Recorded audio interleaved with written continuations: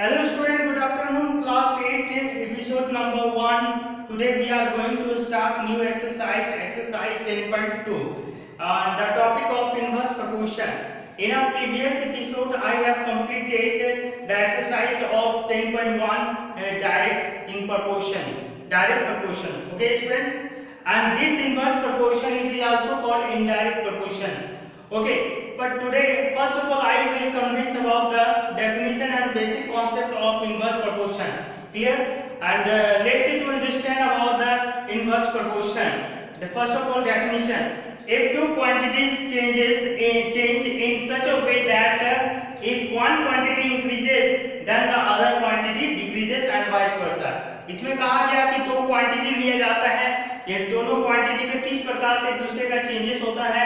जैसे देखा जाता है कि फर्स्ट क्वांटिटी यदि हमारा इंक्रीज करता है तो दूसरा क्वांटिटी क्या होगा, डिक्रीज करेगा।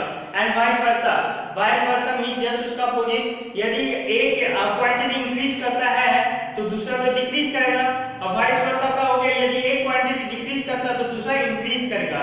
ये कहा गया, इसी को हम लोग इनवर्स प्रोपोर्शन कहते हैं।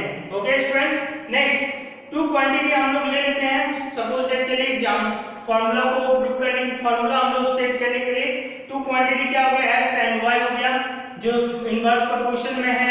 ओके, जिसको हम लोग ऐसे समझ सकते हैं कि x जो है आपका y का क्या है, इनवर्सली प्रोपोर्शनल है। x is inversely proportional to the quantity of y। Okay student, जिसको हम लोग ये साइन को वेरिस करते हैं। इस वेरिस साइन को हटाया जाता है तो यहाँ पर k कांस्टेंट के रूप में आता है। x = k × 1/y हो गया। अब इसी को क्रॉस मल्टीप्लाई करते हैं तो क्या आता है हमारा स्टूडेंट्स, xy = क्या होता है, k कांस्टेंट होता है। यानी दो क्वांटिटी को हम लोग इनवर्स प्रोपोर्शन में तब करते हैं जब दोनों क्वांटिटी का प्रोडक्ट एवरी पोजीशन में कांस्टेंट आता है या सेम आता है, उसको बोला जाता है इनवर्स प्रोपोर्शन। ओके स्टूडेंट्स, अब नेक्स्ट इसका बेसिक को हम लोग स्टडी करते हैं, उसके बाद क्वेश्चन स्टार्ट करेंगे। Continue.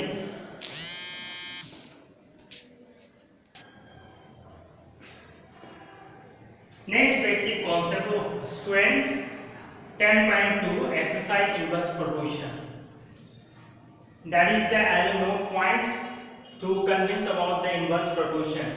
Greater the height of the mountain peak, lower is the temperature at its top. Okay, जितना ज्यादा हाइट है उसका उतना टॉप, जो टॉप पोजीशन का होता है उसका टेम्परेचर क्या होता है, लोअर होते जाता है, घटते जाता है। यानी आपका हाइट ग्रेटर हो रहा है तो टेम्परेचर क्या हो रहा है, लोअर हो रहा है, लेस हो रहा है। ठीक है, तो इससे ये पता चलता है कि ये क्या इनवर्स प्रोपोर्शन हो गया। Next, more the speed of a car, एक कार का स्पीड जो है इंक्रीज करता है, अधिक होता है, तो it will take less time to cover the distance, उसी डिस्टेंस को कवर करने में कम समय लगता है। सपोज हम लोग कांस्टेंट स्पीड से मूव कर रहे हैं तो जितना आपका डिस्टेंस कवर किया उतना टाइम लगने लगेगा, ये चीज याद है। ओके, ये हो गया हमारा डायरेक्ट प्रोपोर्शन जो हम लोग पहले स्टडी कर चुके हैं और इसके एग्जांपल अंडरस्टैंड कर चुके हैं। ओके स्टूडेंट्स, अब जो आता है, अब स्पीड कांस्टेंट नहीं है, यानी स्पीड जो है चेंज होते रह रहा है। यदि स्पीड आपका इंक्रीज कर रहा है इसका मतलब टाइम वहां पर कम लगेगा। जितना ज्यादा फास्ट चलाइएगा आप कोई भी व्हीकल्स को तो उतना टाइम कम लगेगा। ठीक है, डिस्टेंस उतना ही कवर करना आपको, डिस्टेंस में कोई चेंजेस नहीं है, आपका स्पीड पर डिपेंड कर रहा है। ठीक है, आप यहां से निशा जाना चाहते हैं, ठीक है, तो डिस्टेंस वही है बट आपका स्पीड पर डिपेंड करेगा और टाइम पर डिपेंड करेगा। ओके स्टूडेंट्स, यदि आप 100 km/h के स्पीड से चला रहे हैं व्हीकल्स को अपना और निशा पहुंचना चाहते हैं तो हो सकता है वो कितने 1 घंटा में आप पहुंच सकते हैं। ओके, या 1 घंटा से भी थोड़ा कम। अब यदि आप 60 km/h से आप चलाना चाहते हैं, ठीक है, तो वहां क्या होगा, टाइमिंग आपका बढ़ जाएगा, टाइमिंग हो सकता है वहां 2 घंटा लग जाएगा आपको। ठीक है, तो यहाँ पर यही आपको समझ में आना चाहिए, जहां स्पीड आपका ग्रेटर रहेगा वहां आपका टाइम टेकन क्या होगा, कम लगेगा, और जहां स्पीड आपका ले आपका स्पीड कम रहेगा यानी लेस देन, वहां टाइम टेकन ज्यादा लगेगा। याद रहे, speed greater time taken less, और आपका हो गया speed less time taken greater. Okay student, that is called the inverse proportion, एक दूसरे का अपोजिट होता है। अब देखिए एग्जांपल में हम लोग चलते हैं। एक एग्जांपल दिया गया है x y y, ये x का वैल्यू हो गया और ये y का वैल्यू हो गया।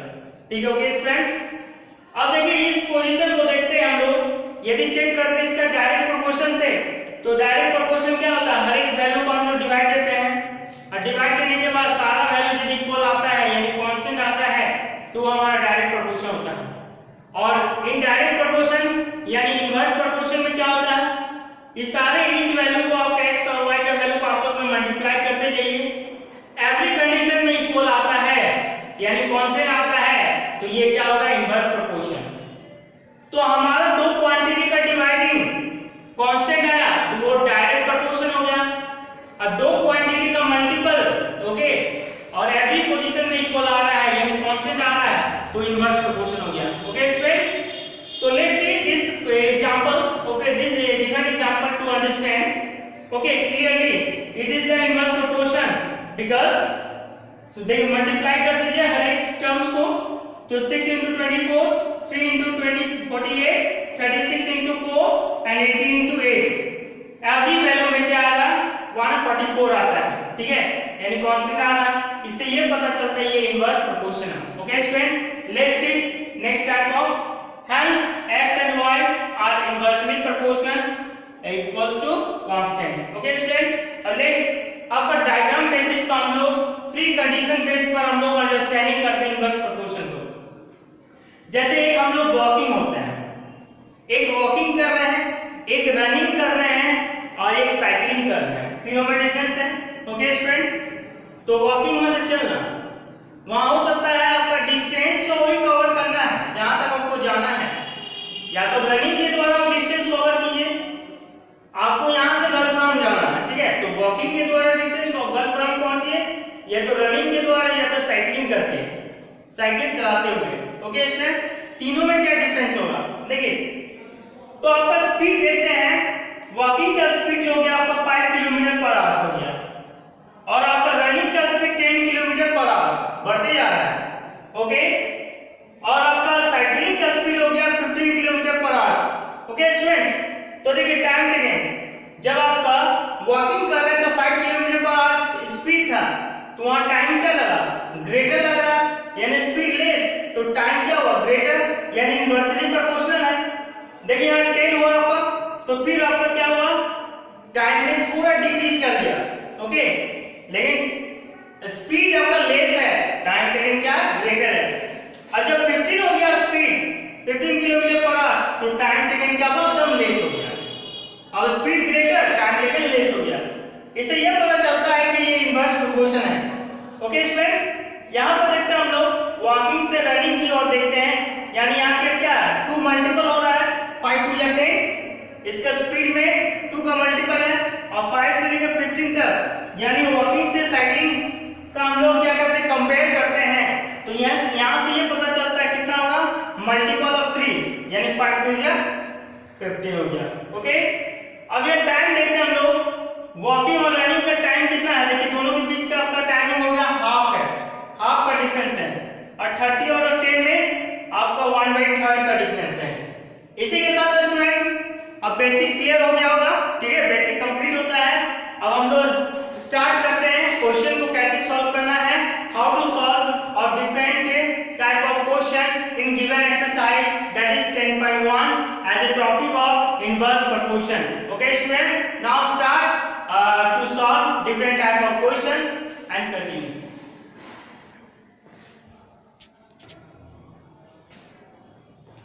Now student, to start solve of different type of questions, first of all I start to solve first question number 1. Observe that the table given below and find the value of A and B if they are inversely proportional. Okay student, तो यहाँ पर बोला गया कि table दिया हुआ है, जिसमें से टेबल में से कुछ वैल्यू भी दिया हुआ, कुछ अननोन वैल्यू है, यानी ए और बी लेट किया वहां पर। अब यहाँ पर जो है आपका दोनों आपस में क्या है, इनवर्सली प्रोपोर्शनल है।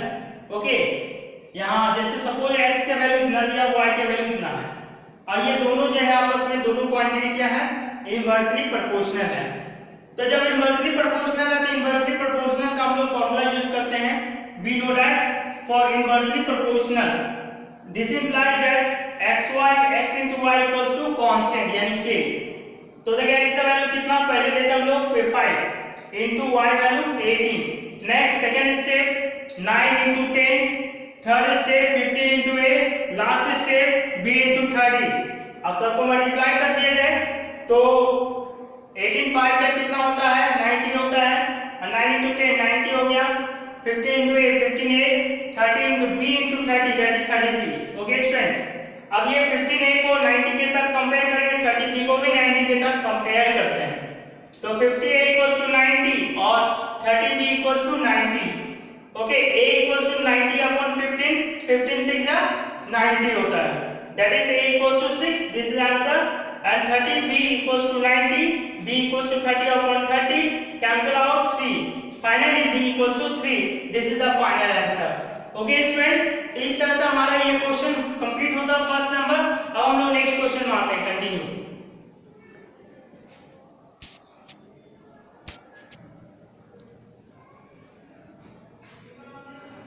Next question student, question number 2, and question number 2 state that check whether the following table is inversely proportional.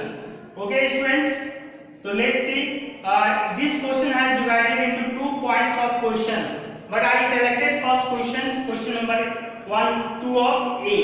okay students, and A stated that x, the value of x has given 9 3 6 36 and 45, and the value of y has given 4 12 9 1 0.8। okay, now first of all multiplication to each other, okay, then we check this is the inversely proportional, otherwise direct proportional। okay students, तो यहाँ से देखते हैं, multiply कर देते हैं, 9 4 जा 36, okay, and 3 12 जा 36, 6 9 जा 54, and 36 into 1 that is 36, and 45 into 0.8, okay student, that is 36। तो 1 2 3 4 5 1 2 3 4 5, क्लियर स्टूडेंट्स। तो इस तरह से देखिए यहाँ पर एवरी पोजीशन में 36 आ रहा है, बट वन पोजीशन ऐसा है जो 36 नहीं आया, यानी वो 54 है, यानी कोई भी एक पोजीशन आपका क्या होगा, सेम वैल्यू नहीं, सेम वैल्यू के इक्वल नहीं आता है, तो इससे ये पता चलता है ये हमारा टर्म्स जो है क्या है, इनवर्सली प्रोपोर्शनल नहीं है। ओके, तो x into y is not equals to constant, hence x and y are not inversely proportional। तो सेकंड वाला बी नंबर क्या होगा, वो इनवर्सली प्रोपोर्शनल में होगा, उसका सारा वैल्यू को मल्टीप्लाई करने पर कांस्टेंट आएगा। ओके स्टूडेंट, अब now next question I will solve.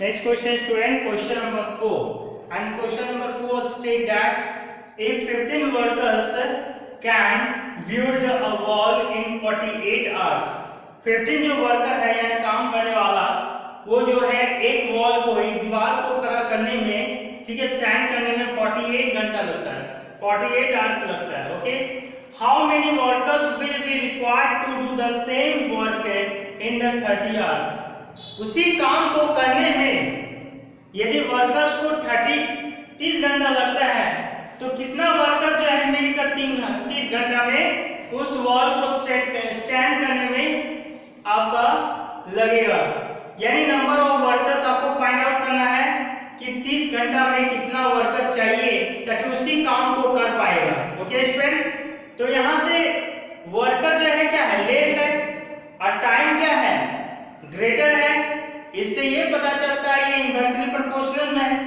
यानी इनवर्सली प्रोपोर्शनल का कॉन्सेप्ट यूज करेंगे।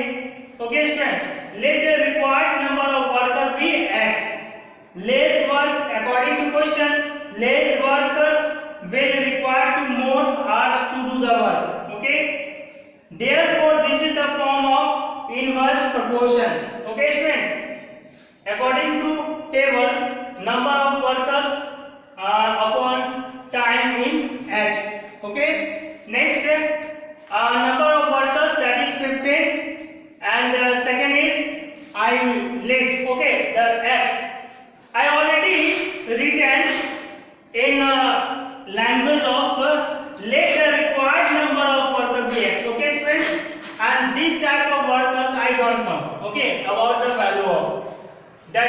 this type of workers to complete same work in 30 hours. Clear? तो उसी काम को 30 घंटा में कंप्लीट करने के लिए हम लोग वर्कर के बारे में पता ही नहीं है, तो वो वर्कर फाइंड आउट करना है। लेकिन हम लोग 48 आवर्स में कितना वर्कर का रिक्वायरमेंट हुआ है, 15 वर्कर्स, ये हमें पता है। ओके, तो यहाँ से हम लोग पता चल गया लैंग्वेज के बेसिस पर कि ये इनवर्स प्रोपोर्शन का क्वेश्चन है। ओके, तो देखिए इनवर्स प्रोपोर्शन में क्या होता है, number of workers into time equals to क्या होता है, कांस्टेंट होता है। Okay students, that is number of worker को आप x लेट कर लीजिए और टाइम को y लेट कर लीजिए, यानी x into y equals to constant होता है। जब ये आपका फॉर्मूला यूज होगा तो यहाँ यूज करके हम लोग क्वेश्चन को सॉल्व कर लेते हैं। ठीक है, तो नंबर ऑफ वर्कर्स देखिए, फर्स्ट ऑफ ऑल यहाँ से लेते हैं हम लोग, तो x जो अननोन वैल्यू है हमारा, यानी 30 घंटा में कितना वर्कर्स चाहिए उसको निकालना है, तो उसको हम लोग मल्टीप्लाई कर लेते हैं, क्योंकि एवरी पोजीशन पर सारा का प्रोडक्ट क्या होता है, इक्वल होता है, यानी कांस्टेंट होता है। That is x into 30 equals to 50 into 48, and this implies that x equals to 50 into 48 upon, देखिए 30 जो है मल्टीपल है LHS में, राइट साइड जाएगा तो डिवाइड में हो जाएगा, तो 50 into 48 upon 30, 15 2 जा 30 and 2 24 2 जा 48. Okay students, then finally we got the result x equals to 24, यानी इससे ये पता चलता है कि हम लोग को 24 जो है वर्कर चाहिए 30 घंटा में उसी आपका काम को करने के लिए। यानी काम हमारा क्या था, आपका जो वॉल है, आपका दीवार है, उसको स्टैंड करना है। ठीक है, पहले तो हम लोग को कितना लगा था, 15 वर्कर्स रिक्वायरमेंट हुआ था 48 घंटा में, 48 घंटा में। अब 30 घंटा में बोल रहा है कितना वर्कर चाहिए, तो 24 होगा। ठीक है, क्योंकि यहाँ पर टाइम आपका घट गया, तो टाइम घट गया तो यहाँ पर क्या होगा, वर्कर्स क्या होगा, बढ़ेगा। इससे ये पता चलता है ये इनवर्स प्रोपोर्शन हुआ, एक इंक्रीज कर रहा है तो दूसरा डिक्रीज कर रहा है। ठीक है, तो इससे फाइनली हम लोग इससे फाइनल हो गया कि हम लोग ये इनवर्स प्रोपोर्शन का क्वेश्चन है, और यही लैंग्वेज प्रॉब्लम है। तो आप लोग लैंग्वेज प्रॉब्लम में क्वेश्चन को एकदम डीपली अंडरस्टैंडिंग कीजिए और समझिए इस चीज को कि क्या कहा गया है क्वेश्चन में, उससे क्या होता है आप लोग क्वेश्चन को सॉल्व करने में बहुत इजी होगा। ठीक है, यदि लैंग्वेज को पकड़ लिए आप लोग तो क्वेश्चन आपके लिए हो जाएगा। ओके स्टूडेंट्स, अब नेक्स्ट क्वेश्चन हम लोग चलते हैं, कंटिन्यू करते हैं।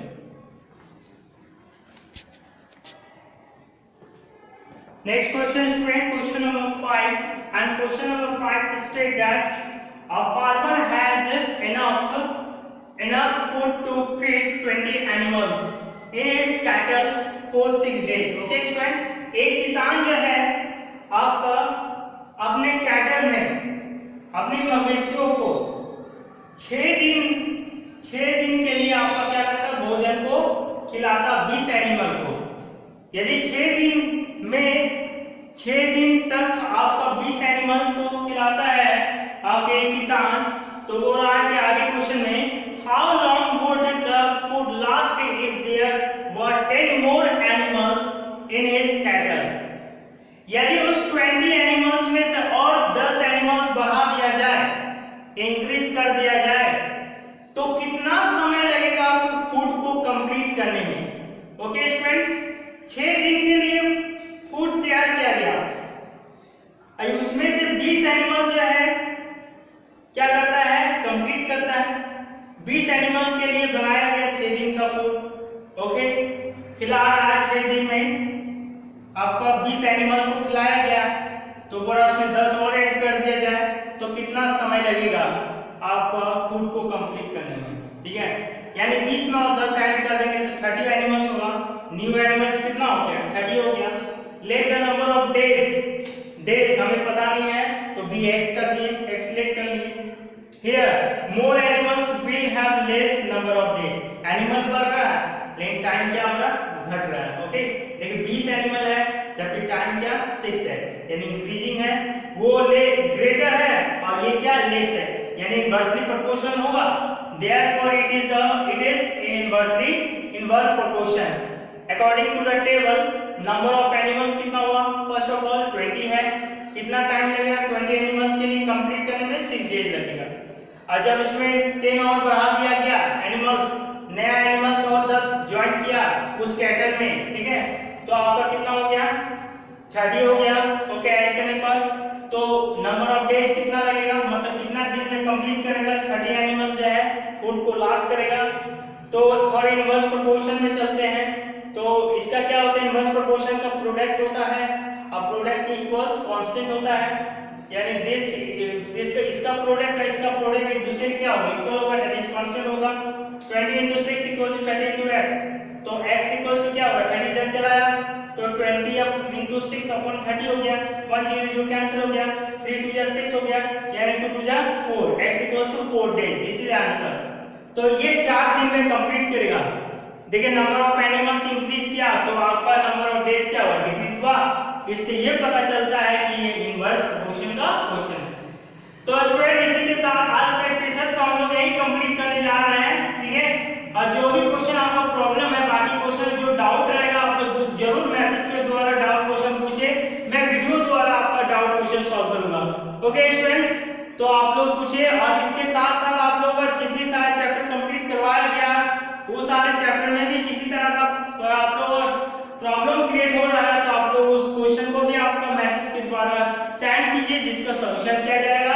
ओके स्टूडेंट्स, और आप लोग एग्जामिनेशन का भी प्रैक्टिस कंटिन्यू करते रहिए, बहुत जल्द एग्जामिनेशन स्टार्ट होने वाला आप लोगों का class 6 up to 8। Okay students, तो इसी के साथ आज के एपिसोड को हम लोग यहीं कंप्लीट करते हैं। अगले एपिसोड आएंगे तो न्यू चैप्टर के साथ आएंगे, और न्यू चैप्टर पहले हम आप लोग को अलजेब्रिक एक्सप्रेशन स्टार्ट करेंगे, वो चैप्टर नंबर है 12। उसके बाद हम लोग क्या करेंगे, और एक चैप्टर बचेगा जिसको हम लोग बोलते हैं टाइम एंड वर्क। ओके, तो टाइम एंड वर्क थोड़ा ज्यादा लैंग्वेज वाइज है, तो पहले हम लोग छोटा चैप्टर को कंप्लीट कर लेंगे, मतलब उसमें 6 एक्सरसाइज भले है लेकिन थोड़ा फास्ट होगा वहां पे, ठीक है, लैंग्वेज प्रॉब्लम उसमें नहीं है, तो उसको हम लोग स्टार्ट करेंगे पहले। ओके स्टूडेंट्स, इसी के साथ थैंक यू, दैट्स ऑल।